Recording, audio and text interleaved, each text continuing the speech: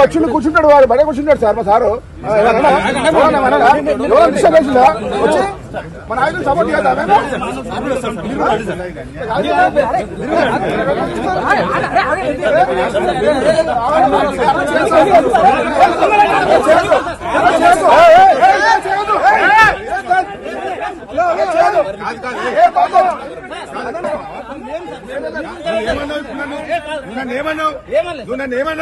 ఇంతకంటే ఎక్కువ చేయకు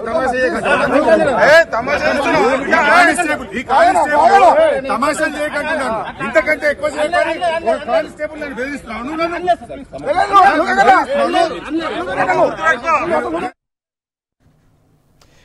ఫోన్ ట్యాపింగ్ పై ఫిర్యాదు చేయడానికి వెళ్లిన ఎమ్మెల్యేపై ఉల్టా కేసు బనాయించడం అందరినీ విస్మయానికి గురిచేస్తుంది.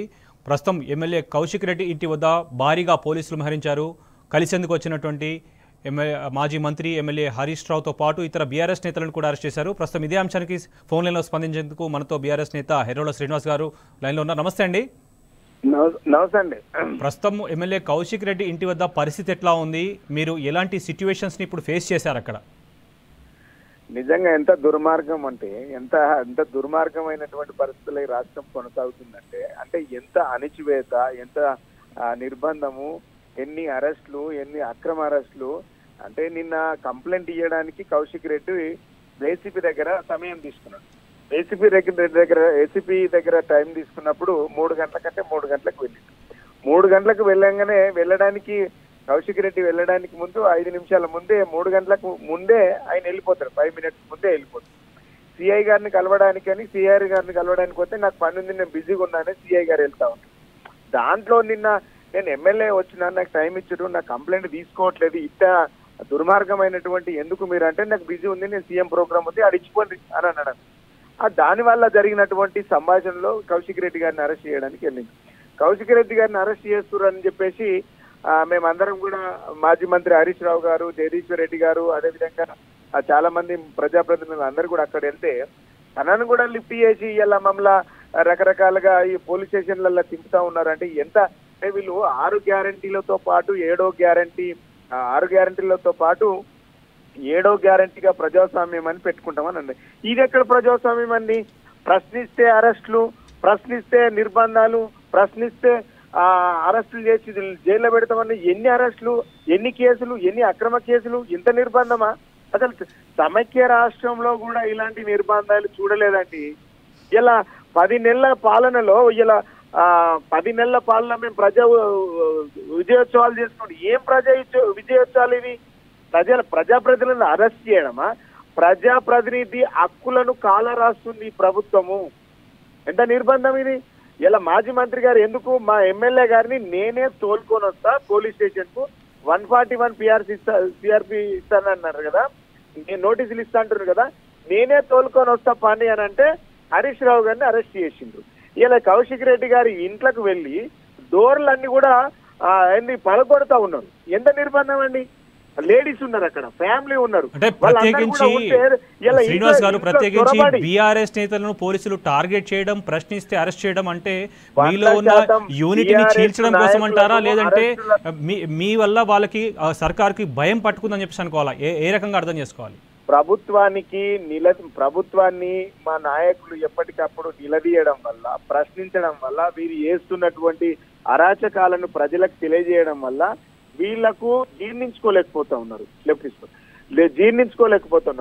ఇలా మేము ప్రశ్నిస్తున్న దాన్ని వీళ్ళకి నచ్చక ఇలా మా మీద అక్రమ అరెస్టులు, నిర్బంధాలు, అక్రమ కేసులు పెట్టి అరెస్టులు చేస్తూ ఉన్నారు. ఏం అరెస్టులు చేస్తారు? అరెస్టులు కొత్తనా? కానీ ప్రజలకు తెలవాల్సింది ఏంటంటే ఇలా ప్రజాస్వామ్యం అని చెప్పుకున్నటువంటి, ప్రజాపాలన అని చెప్పుకున్నటువంటి కాంగ్రెస్ ప్రభుత్వము ఇలా ప్రజాస్వామ్యాన్ని కూని చేస్తూ ఉన్నారు. ఇది ప్రజలు గమనించాలి. అరెస్టులు చేయొచ్చండి. ఇలా ఒక ఎమ్మెల్యేనని కూడా చూడకుండా ఇలా ఒక మాజీ మంత్రి ఇలా 5 సార్లు 6 సార్లు గెలిచినటువంటి ప్రజాప్రతినిధి హరీష్ రావు గారు, ఇలా జగదీశ్వర్ రెడ్డి గారు ఉన్నారు, మంత్రిగా పనిచేసిండ్రు. కనీసం ప్రోటోకాల్స్ పాటించకుండా తీసి మొత్తం ఇట్లా గుంజి పడేసి కార్లల్లో, జీపులలో ఎక్కించడం ఇదెంత వరకు కరెక్ట్? శ్రీనివాస్ గారు, రాజ్యాంగాన్ని చేతిలో పట్టుకొని మాట్లాడుతున్నటువంటి రాహుల్ గాంధీ కావచ్చు, రాష్ట్రంలో లా అండ్ ఆర్డర్ని చేతిలో పెట్టుకున్నటువంటి రేవంత్ రెడ్డి గారు కావచ్చు, మీరేమని అడగదలుచుకున్నారు ఇప్పుడు?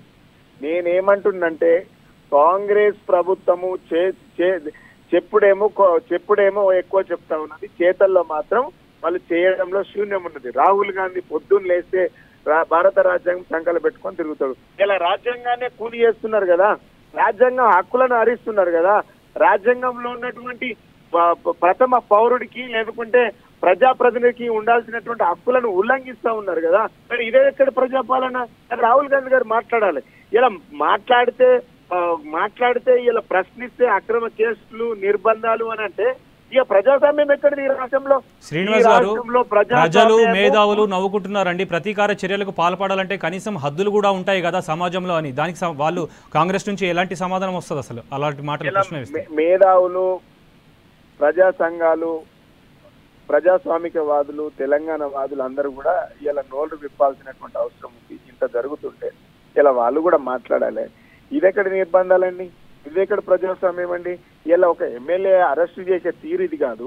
అదే విధంగా పోయినటువంటి వాళ్ళని కూడా సంఘీభావంగా పోయినటువంటి పార్టీ లీడర్ కు మా పార్టీలో ఉన్నటువంటి ప్రజా ప్రతినిధికి మద్దతుగా పోయినటువంటి వాళ్ళని కూడా ఈడ్చుకుంటూ వెళ్లి అరెస్ట్ చేసి జీప్ లో నెట్టివేయడం ఇదెక్కడ సంస్కారం అండి? ఇదేనా ప్రజాపాలన అంటే? ఇదేనా ప్రజాస్వామ్యం అంటే? ఒక ప్రజాప్రతినిధులకు ఇచ్చేటువంటి గౌరవం ఇదేనా? ఇలా ప్రజలందరూ కూడా గమనించాలి.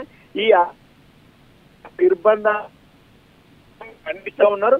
మహా అంటే వీళ్ళు జైల్లో పెడుతుండొచ్చు, మహా అంటే వీళ్ళు అక్రమ కేసులు పెట్టి ఇలా పరిపాలన జరుపుతాం అనుకుంటారు. ప్రజలకు దక్కాల్సినటువంటి, ప్రజలకు ఇచ్చినటువంటి హామీలను నెరవేర్చమని అడుగుతా ఉంటే మీరు పరిపాలన నుంచి ఎదుర్కోలేక, పాలన నుంచి మమ్మల్ని ఎదుర్కోలేక, సమస్యల నుంచి ఎదుర్కోలేక పోలీసులను పెట్టి మీరు అరెస్ట్ చేయించడం అనేది. శ్రీనివాస్ గారు, ప్రస్తుతం మీరు లొకేషన్ లో ఉన్నారా? అక్కడ సిచ్యువేషన్ ఏ విధంగా ఉంది? నేను లొకేషన్ లో ఉన్నాను. ఇక గచ్చిబౌలి పోలీస్ స్టేషన్ కి తీసుకెళ్తా ఉన్నారు. గచ్చిబౌలి పోలీస్ స్టేషన్ తీసుకెళ్తారా, ఇది ఇంకే పోలీస్ స్టేషన్ తీసుకెళ్తారో మాకు అర్థం కానటువంటి పరిస్థితిలో ఉన్నాం. ఇలా గతంలో హరీష్ రావు గారిని అరెస్ట్ చేసి ఎట్లయితే తిప్పిండ్రో ఇలా గదే పరిస్థితిలో మళ్ళా పోతా ఉన్నది. రైట్, థ్యాంక్ యూ అండి మీ స్పందన చేసినందుకు. రైట్ అండి.